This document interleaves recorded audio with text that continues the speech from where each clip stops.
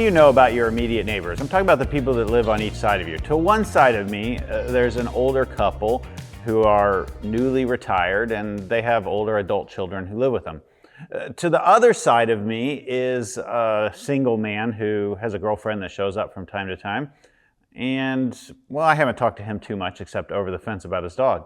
Across the street from me is a young couple who has 2 kids, maybe under the age of 5, and my kids play with them quite a bit. Now, I know the names of all of those people. I'm not saying I'm on screen just so that, well, protect their privacy. So it's one thing to know the basic makeup of who your neighbors are, like they're retired, they have kids, they've got a girlfriend, they've got a dog. But it's a whole other thing to know something about them spiritually. Today, we're looking at the spiritual perspective of some of our neighbors, and some of our neighbors have this spiritual perspective. The spiritual truth is buried beneath an avalanche of religious hypocrisy. Others see their religious perspective as God, family, and country, or religious practices cherish our past and can empower my future. Or other neighbors might have this religious perspective, that they're looking for heroes of faith, or to always take time to smell the roses and appreciate what you have. Today, we're taking a look at my unique neighbors, the unique neighbors at each of our campuses. Now you may wonder, how do we know about these people? How do we know about our neighbors? Well, you all make purchases every day. You make purchases with your credit cards, you pay your bills, and the credit reporting companies like Experian track that, and the demographers at those companies split the United States population into 72 distinct subgroups. They further split those 72 groups into family groups, and they label them, well, 1 through 72, and then A through S. Those who are the A group are the highest socioeconomic class in our culture. Those who are the S group are the lowest.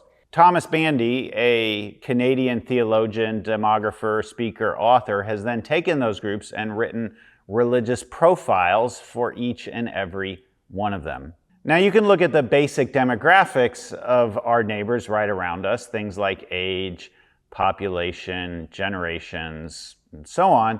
But what's really interesting is to look at the psychographics.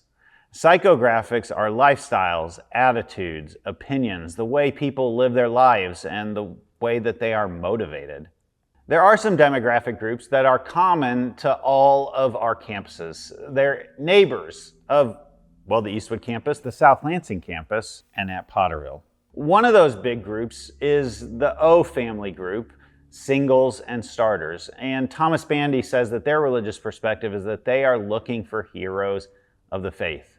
They make up about 13% of the population, found in a 30-minute drive from our capital. That's a total of just over 57,000 singles and starters. Another group that is common to all of our campuses are the rooted flower power. The rooted flower power's religious perspective, according to Tom Bandy, is always take time to smell the roses and appreciate what you have. They make up about 4% of the population of a 30-minute drive around our capital, or about 17,000 rooted flower power. All right, those are the groups that are common to all of our campuses, but what we really want to focus on today are the groups that are unique to each of our campuses, our unique neighbors. And around our Eastwood campus, one of the unique groups are ambitious solos. They're labeled G24. Their religious perspective is that spiritual truth is buried beneath a mountain of hypocrisy. They make up about 1% of the population of a 30-minute drive around our capital, or about 5,000. There's about 5,000 ambitious singles in our region. At the South Lansing campus, our unique neighbors are the growing and expanding group, or M45. And their religious perspective is God, family, and country. They make up about 2.6% of the population in a 30-minute drive from the capital, which is just a little over 11,000 growing and expanding neighbors. At our Potterville campus, and actually in the entire rural area surrounding the Lansing region, our unique neighbors are the I-30, potlucks, and great outdoors. According to Tom Bandy, their religious preference is religious practices cherish our past and can empower my future. They make up about 3% of a 30-minute drive from the Lansing region, or about 14,000 of these neighbors. Now, usually when we talk about our core values here at Sycamore Creek, we're curious, creative, and compassionate. But throughout this whole series, we've been curious, compassionate, and creative. We want to be curious about who is my unique neighbor and who has God called us to reach. We want to be compassionate to know what our neighbor's needs are beyond just the basics of food and shelter. And we want to be creative about how we meet my neighbor's needs and how do we invite them into the mission of Sycamore Creek.